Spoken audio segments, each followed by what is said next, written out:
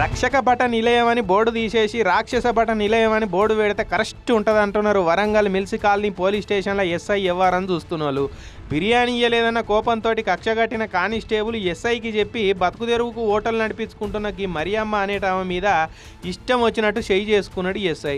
అగో అమ్మనే చెప్తున్నది నూరి. బిర్యానీ అంటే మేము బిర్యానీ ఇయ్యలేదు, ఇయ్యకోకుండా ఉన్నప్పుడు ఏం చేసిందంటే అటు పోయే జీబుని ఇలా పని ఎందుకు చూడాలని ఇటు నుంచి ఆగి ఆ ఎస్ఐకి చెప్పినట్టున్నాడు. ఎస్ఐ వచ్చిండు, దాదాపు వచ్చిండు. గ్యాసులు బయటనే ఉన్నాయి, మా గ్యాసులు ఎప్పుడు బయటనే ఉంటాయి దాంట్లో. నేను అడ్డం తిరిగేసరికి ఎప్పుడైతే గ్యాస్ కోసం అడ్డం తిరిగిందో అక్కడ చేయి తీసుకొని ఆశుండి ఇట్లా పెట్టి ఇన్నరా ఎస్ఐ శ్రీకాంత్కి ఇసొంటి తల్లి లేదా తల్లి అసొంటవ మీద గట్ల చేయి చేసుకోవచ్చున.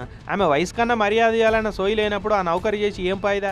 పేదింట్లకెళ్ళి వచ్చి కష్టపడి చదివి పోలీస్ నౌకరి చేస్తున్నది గిసొంటి బలం లేని జనం మీద బలుపు చూయించతందుకేనా సారు?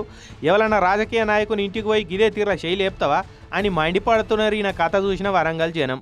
ఆశుండి ఇట్లా పెట్టి వేసేసరికి అసలు దిమ్మ తిరిగిపోయినట్టే గీయమన్నాయి చెవులు, అంత బలంతం కొట్టిండు. కొట్టేసరికి మా బాబు వచ్చి ఏది మమ్మల్ని కొడతాను సార్, ఎందుకు కొడతాను అని అనగానే ఆయన నెట్టేసి ఆయన ఒకటి. అయితే తెల్లారి ఎస్ఐ మమ్మల్ని అట్టెట్టిగా కొట్టిండని పోలీస్ స్టేషన్కి పోయి ఫిర్యాదు ఇస్తే అసలే తీసుకోలేదట పోలీసు వాళ్ళు.